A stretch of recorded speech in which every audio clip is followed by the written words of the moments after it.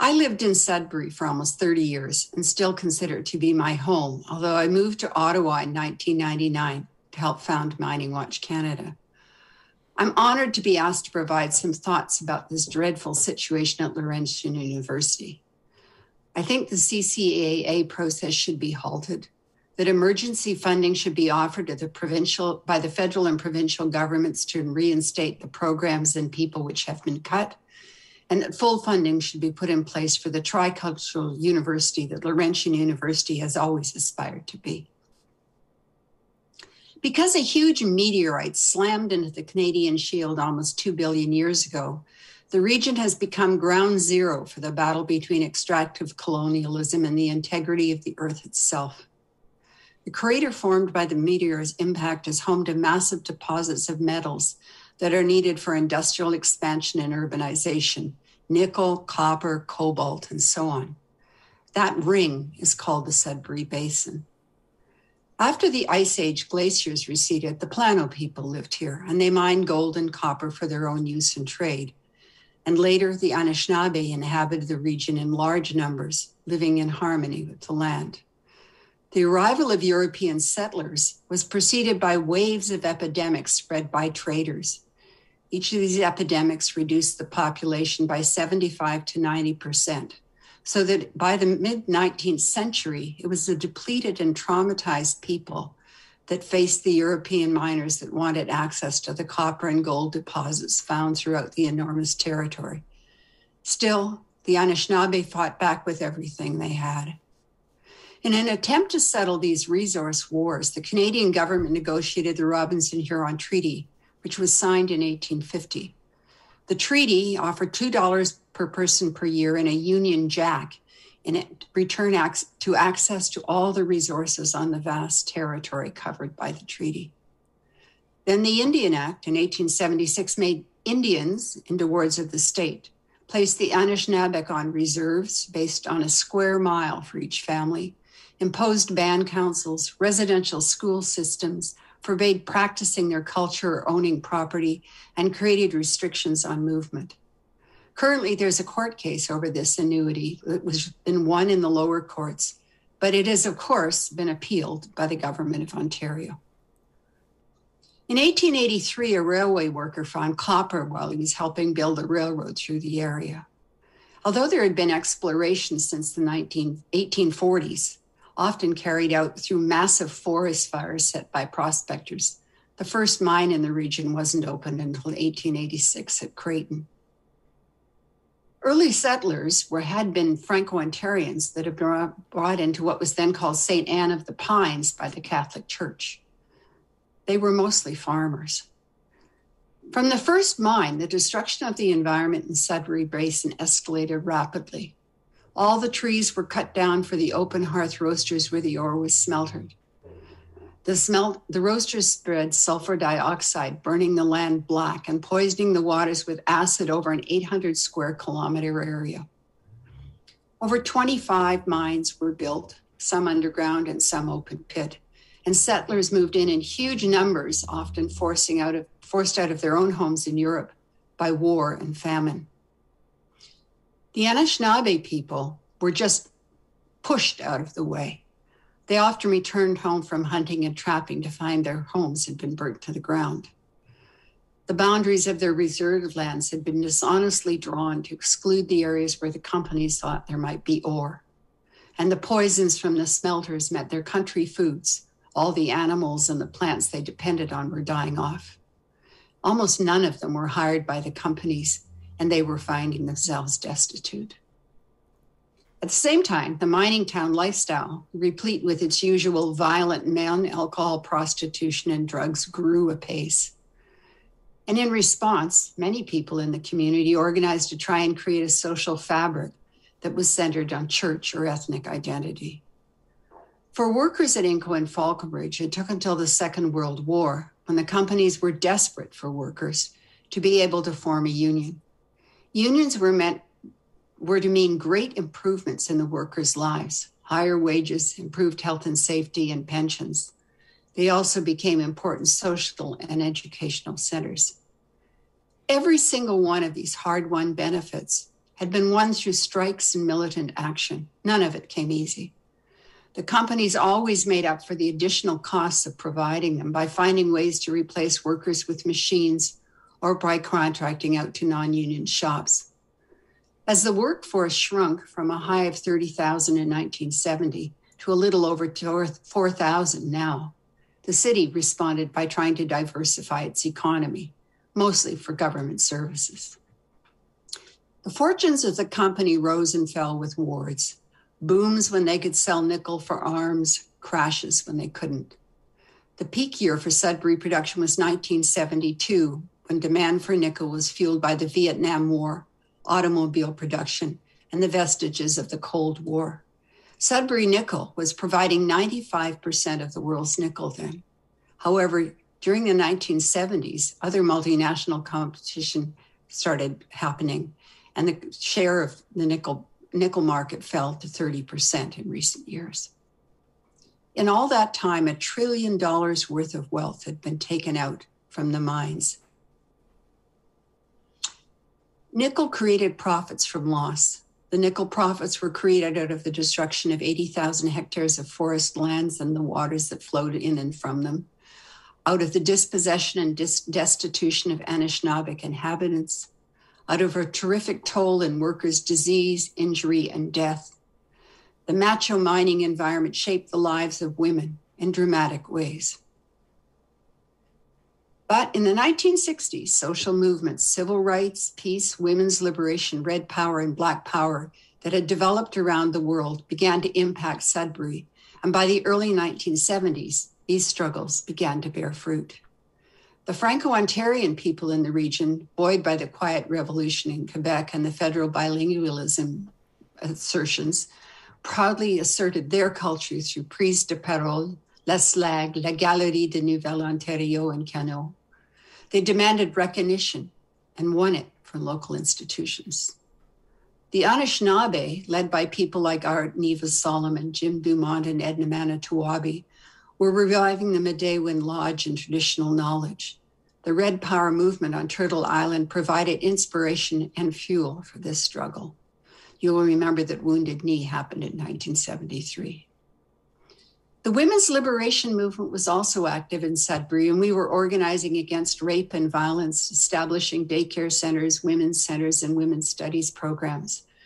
During one of the most important strikes in Canadian labor history, 1978 to 79, Sudbury miners' wives mobilized the community who supported the miners and helped the union win a 30 and out pension and many other benefits. None of this was easy. Everyone had to work very, very hard, the leaders especially, almost never with any pay to make these movements bear fruit.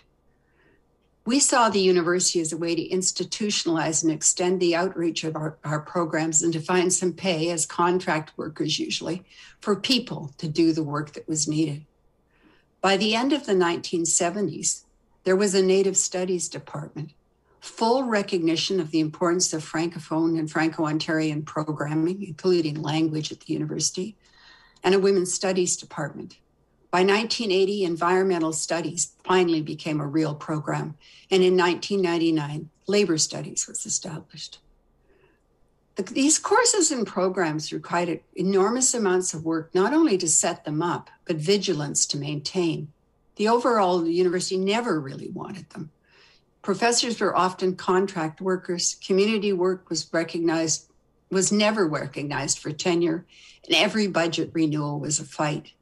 The battles became increasingly invisible to the student body and to the larger community as they were fought out in minuscule bureaucratic changes, new forms to fill out, new production statistics to be collected, new administrative demands, endless grievances. It was death by 1,000 cuts, but most of the community was never aware of how fragile the gains we had made were. The regreening of Sudbury program, called Restoration Biology, became something the mining industry wanted after the strike in 1978-79 managed to make Inco the most hated company in Canada. As a 2001 soil study confirmed, the land in the region was and is seriously contaminated with lead, nickel, cadmium, arsenic, and other metals from the smelting process. Millions of dollars were poured into the regreening program over the next 40 years, with the companies contributing a portion. During that time, as vegetation began to return to the land, Sudbury became a regreening success story all over the world. It has been one of Laurentian University's most well-known programs, and certainly one of tremendous importance to the region. It was cut in this last round.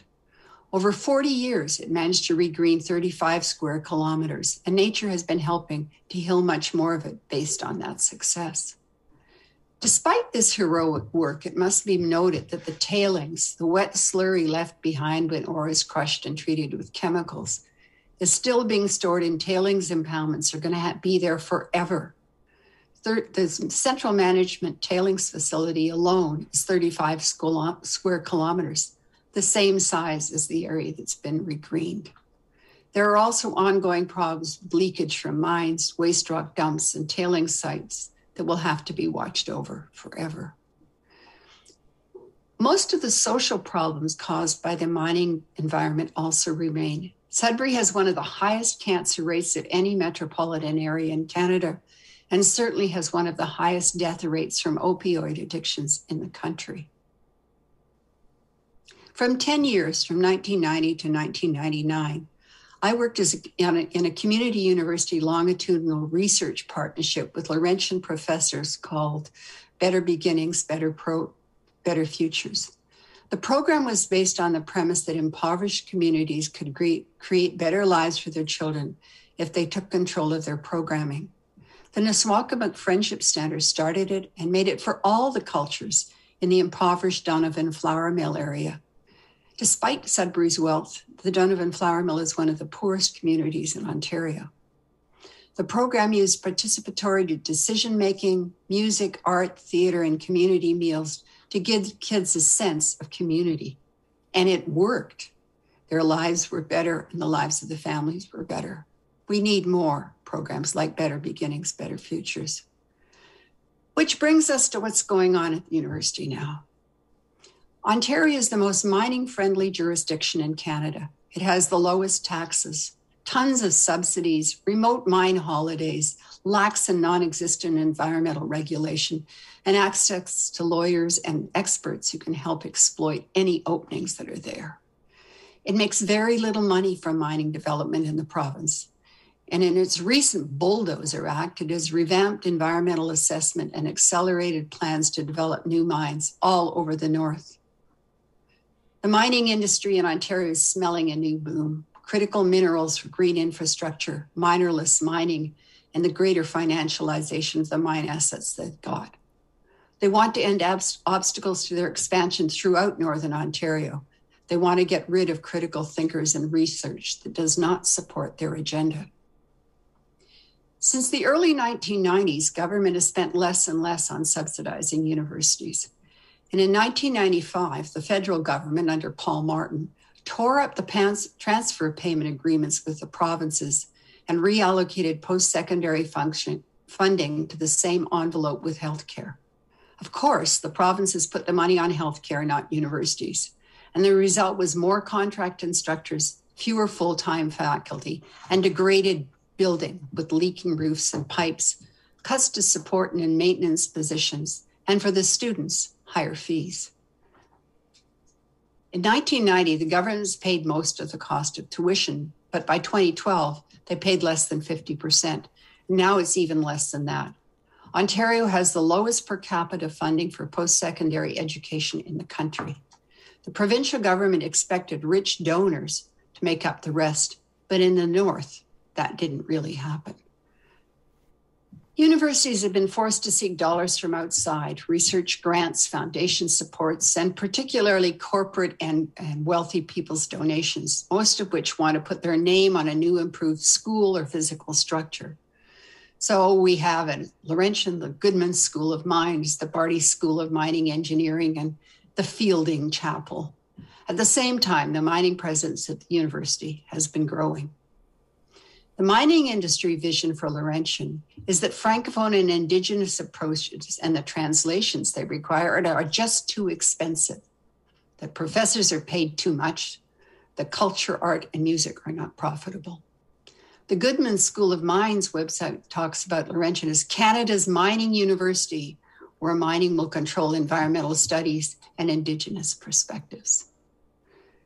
Add to this the tempestuous financial markets of 2012-2017 for mining, some bad decisions about future enrollment, and in order to deal with this, the universities had to borrow from the private sector, who in turn have been exacting a price in academic control. Then, in January 2019, the Ford government, trying to curry favor with students, cut fees by 10%. The result for Laurentian has been devastating. The secret, unaccountable CCAA is a prime example of how this all works and is the corporation's ideal weapon, canceling all collective agreements and overriding decades of struggle for justice. And doing it in the time of COVID, in the exam period, is taking advantage of our inability to get together in large numbers. It amounts to a complete reboot of how the university is structured. The mining industry has seen an opening to get what it wanted all along, and it's pounced. In 1995, I received an honorary doctorate from Laurentian. In its wisdom for balance, the university decided to give a degree to the president and CEO of INCO at the same time, Michael Sopko. Sopko spoke first and used the opportunity to announce the acquisition of the Voisey's Bay deposit, situated on Innu land in Labrador, from Diamond Fields Resources. After my 7-minute speech, there was a standing ovation. INCO called an emergency meeting of the Board of Governors for the following week and demanded that they rescind my degree or the company would withdraw their recent multi-million-dollar donation. Any faculty members who stood for the ovation were later called into the administration offices and chastised. Obviously, I'd struck a nerve. What I said in that speech is as relevant now as it was then. And I'd like to read you what I said at that time. I long ago lost my copy of the speech, but it's in the appendix to a book that was written by Mick Lowe about the standoff at Voisey's Bay called Premature Bonanza. Mick unfortunately died the same week that Laurentian cut all those positions. Sudbury, June 2nd, 1995. Every morning early, I go running with my dog Blue in the woods on the corner of LaSalle Boulevard and Frood Road. This spring, the spicy smell of balsam poplar buds opening and the song of the white-throated sparrow greet us, and Blue leaps through the thick underbrush chasing rabbits and squirrels.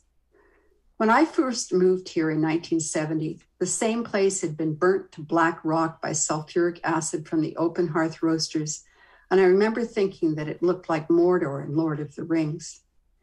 You can't live in this amazing city and not be moved by the changes in the landscape that scientists have made possible. But I also know the real heroes and heroines of the regreening are the nameless welfare recipients who were forced to work on land reclamation, a few at the cost of their lives and many at the cost to their backs, spreading lime and grass seed in the summers of the early 1980s. I also know that if the union wives and strikers hadn't made INCO the most hated company in Canada during the 9-month 1978-79 INCO strike, the company would not have felt it necessary to improve its public image. And if it weren't for the environmental movement, the people working in the company who wanted to develop ecologically sound policies would not have had any leverage. There's only one reality, but we all look at it through very different windows. Wisdom lies in learning to look through as many as possible. Some windows are harder to look through than others. They show us horror and pain. But unless we look through them and grasp what we see, we will not understand. I believe we are put on this planet to be the best person we can be, and that our life is an apprenticeship to get there. The values I've learned to name from my Anishinaabe elders are kindness, sharing, honesty, courage, strength, humility, and respect. I only hope that by the time I die, I will have learned what it means to live by them. Within us, we all have the ability to be kind, cooperative, and honest, just as we have the capacity to be mean, cruel, and selfish. Some organizational forms bring out the good in us. simmering out the truly nasty parts. When we organize in hierarchies and give some people power over others, it enables those with power to abdicate responsibility for those without power to abdicate responsibility for their actions. It allows us to do things in the course of our work that we would consider immoral and wrong in our home life. 20 years ago, I worked for Bell Telephone as a service representative, where part of my job was disconnecting telephones for the non-payment of a bill.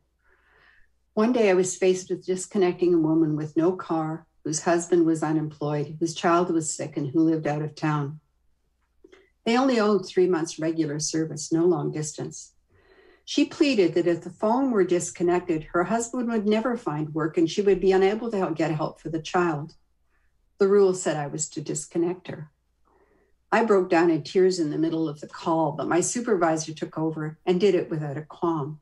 She had been well trained. On the other hand, when we work in equal relationships, we have to take responsibility for our own actions and for one another. At Better Beginnings, where I work, the staff, who are all hired from the Donovan Flour Mill neighborhood, manage the projects through team meetings and consultations. The board, or council as we call it, is elected from a membership of participants in our programs, including staff. We work in circles. People who visit the project say they've never seen anywhere before where everyone says they love their jobs. It's highly effective. Organizations are systems of power relations. They can be egalitarian or hierarchical or combinations of the two. When a system provides a few with power over others, it corrupts the judgment of those who have that power and marginalizes those who don't. Our economy is one such system. Many of us are completely intimidated by the assumption and language of economics. We feel powerless to challenge or debate them. When we attempt to challenge these assumptions, we're told we're not realistic, that we don't understand good business practice. Economics has been elevated to the level of religion in our society. It has its own priesthood, its own symbolic language and ritual observances like Christmas, Mother's Day, and Easter. And it has a code of conduct for human affairs based on profit and the bottom line. The central practice of modern economics is to turn relations and activities into things or commodities and to measure their value in currency, dollars, yen, rubles, etc. Value comes to mean the amount of money that someone is willing to or able to exchange for that commodity. However, it should be remembered that economy comes from two Greek words meaning to manage the household. Anyone in this room who's actually managed a household will see immediately how limiting the language of economics can be to describe it. There's no effective way to measure the quality of human relations, no way to measure the work, food preparation, home repairs, composting, health, beauty, or neighborliness. What really matters in that home cannot be bought or sold. What has true value cannot be made into a commodity. Under this system, wealth, from an Old English word for health, has come to mean the accumulation of possessions and the distribution of wealth for those who don't own property or means of production is determined by the job, selling one's labor for another's benefit. In fact, there are many important kinds of work undertaken in a society: building a home or community, caring for children, for one another, and caring for the earth. These are done for free, and in the language of economics, have no value. All this work is part of the informal or shadow economy. In the last 50 years, the world economy has devolved into the hands of relatively few people who control the transnational corporations and financial markets. By 1994, 47 of the 100 largest economies in the world were not countries, but corporations. That means that 138 countries had economies smaller than these giants.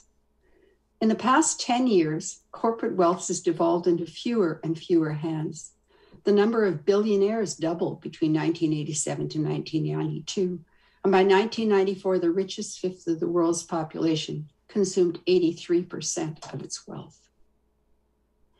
The demonstrators outside this convocation today represent the Inco pensioners, a group of people who certainly reflect the contradictions of that economic system.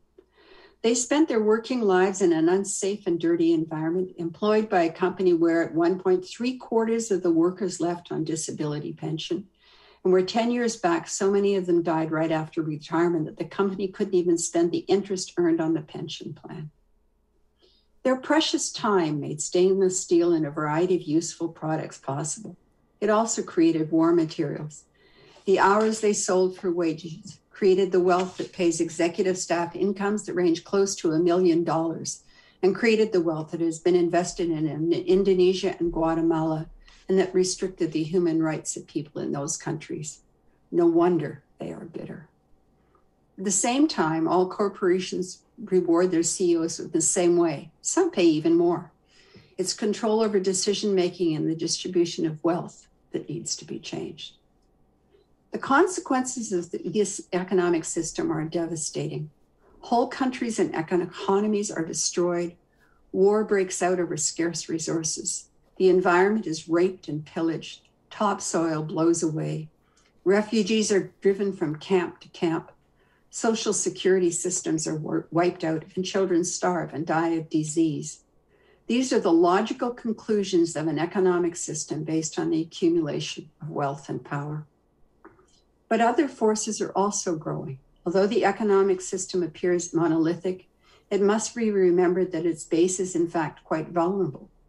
The system depends on consenting human labor and on the steady flow of resources like electricity. When enough people who work in corporations stand up for things they believe in, the company itself will change direction. The acts of God that are extraordinary natural occurrences like floods, earthquakes, and forest fires have the same kind of impact. Competition for scarce markets and inputs and growing uncontrolled currency speculation make the whole system fragile. Seeds of hope are sprouting everywhere around us, although they are ignored and undervalued because they are small and do not seek power over others of the earth through domination, force, or control. They are neighborhood-based organizations, worker buyouts of companies that become environmental responsible, artists, musicians, and storytellers, earth-based spiritualities, cooperatives and micro businesses that are sustainable, that respect human needs and that build self-reliance, organic agriculture and forestry, green technologies that heal the earth, and organizational structures where people work in safe, egalitarian ways. Hope lies not in sweeping utopian changes, but in the restructuring and rebuilding of our own community organizations to reflect the kind of values we believe in. All over, people are refusing to be complicit in activities that pillage the earth and human relationships. We don't read a lot about it in the local press, but it goes on regardless. People resist mega dams that destroy their homes in India, resist biotechnology and the patenting of human life forms, block logging trucks in claque. The Innu claim their land in Nitassinan, where Voisey's Bay is located, and the Tema-Ogama Anishinaabe continue the struggle for Nadaki Menan. In our cities, people work for more humane workplaces, bike paths, adequate welfare, affordable housing, enough daycare. The work has been organizing me for some 30 years. It has never, until the past 4 years, been my paid job. It's been my vocation, my calling. And I have known I would do it no matter how I supported myself. Like me, most of you will not get paid to change the world in the ways we truly want. Here's the work I've learned we can all do to build a world that will be safe for our grandchildren. Seek wisdom and tell the truth. Support technologies that heal the earth. Work with social, economic, and political fora that foster sharing, equality, self-reliance, and respect. Value those things that cannot be measured as much as those that can. Serve your own community with your time, your money, your work, and your words, and be gentle with the earth and one another. Over 20 years ago, I had a dream. I was driving to Sudbury on Highway 17 in the midst of a thunderstorm. As I came into Sudbury from the west, I came near the smelter, and I saw that it was standing on the backs of thousands of kneeling people, children, adults, and youths, men and women, all the colors of humankind. They were sweating and groaning with effort. And then I saw the sun break through in the east, and a rainbow appeared in the sky to my left. And as I moved, the rainbow moved beside me until it collided with the superstack. And at that moment, the people under the smelter stood up. Grass and flowers and then trees grew up between them and around them, and the smelter and all the other enormous structures around it crumbled into dust.